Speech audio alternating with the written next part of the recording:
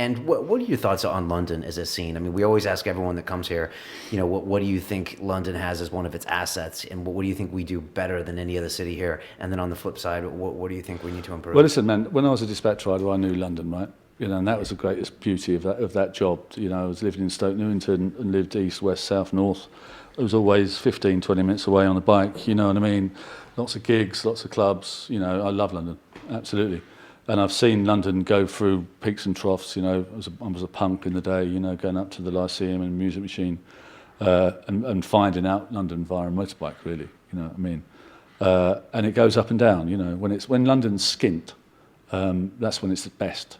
You know what I mean? If you ring up someone to pay your bill and the other guy's on the end of the phone saying, "I've got no money." "Yeah, mate, I know what you mean.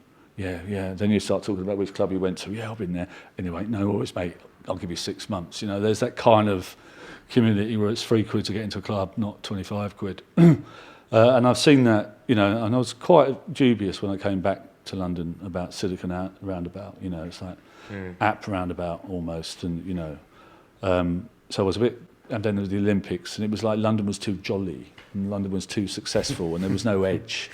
No one was skint, Jolly London. Yeah, exactly. Well, it has been a huge bull market, I guess. Yeah, but I think in the last year and a half, I've changed my mind. I think I'm a Soho boy, but my focus is shifting over here. Hoxton Hotel, all these great people. Also, almost like New York. If you're in Soho and you go out for a cigarette or something like that, and you ask someone for a light, so what do you want? Who are you talking to? And in here, it's more likely to be a really nice girl that chats to you, gives you a light, and it's just a bit social. I think what London needs is an exit. I think you've got Moshy Monsters, which is slightly kind of hackneyed, Acton's doing a great job, but there needs to be more of that, and if it wants to be like some Silicon Roundabout thing, Silicon Valley's always kind of, it's gone round and round because people have exited and invested their money into different things. I think London needs an exit. What's going to be that exit? We've got Zoopla, we've got Just Eat, we've got AO was quite. Yeah, and you've got, I suppose you've got kind of Candy Crush, King. Yeah, it's King. But that's kind of Regent Street. Yeah. That's not East. I mean, we used to do business with them at Player X, and they weren't even a games company in those days. Are these, like those three you mentioned, are those going to transform it? Are those going to be the exits? I think Zoopla? Zoopla will be big, I think. And Just Eat's coming up soon? Just Eat's coming up. There's a bunch of, it's weird actually, I've just been looking into this today. There's a bunch of, not big ones, but there's a bunch of health tech, clean science, like biotech, like healthcare and around pharmaceutical. No, not around here, but just London generally. I think there's a few. Well, Cambridge and Oxford. Yeah. There's a bit. It's interesting to see the trends. I think the London companies, Halo maybe, if they do, I don't know. They haven't announced yet, but my money's on Zoopla and King, if only. But King's going to be NASDAQ, isn't it? So. But those aren't exits; those are IPOs, and so you don't get people. Oh, you mean exit? Sorry, M&A. Sorry. Do we need that? I mean, when you say that, it's yeah, not just fair the point. IPO. Actually, fair point. You kind of need the exit, so you. An IPO's not. You need 20 people cashing out. And then spending that money, IPO's also amazing. And it's great. a great step. Yeah. Sorry, I've been reading about IPOs all day because it's been all over the news this week and last week. Yeah, absolutely. They're thinking it's all starting to get its own momentum. M&As, I think.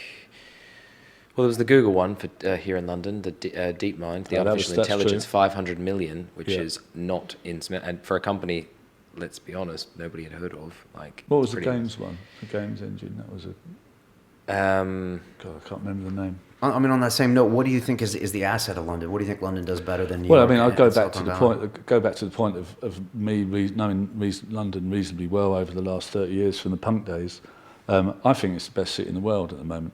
Like I've kind of believed that anyway, but it does go through times where it's it's quiet and all that. I think it's amazing, and I don't think it's just post-Olympic bloom or anything. I just feel, just coming over here, it just feels right. Yeah, it just feels good. I mean, I don't go clubbing anymore. I might go and see the odd gig around here sometimes, but it just feels like if you want to be somewhere. I mean, Berlin, I think, is also very similar. That type of thing. New York is almost becoming, the ad capital of the world like it was in the 60s and 70s.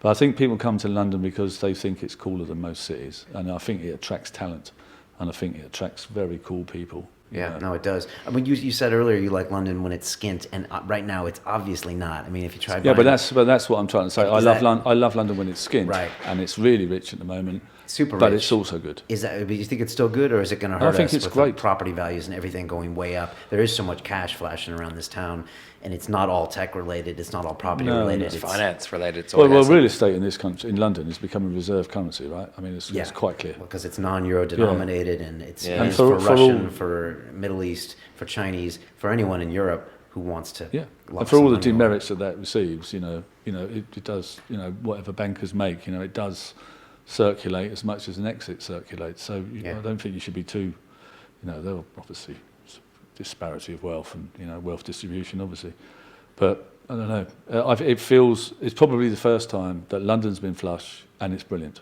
Right. In my opinion. Fair enough.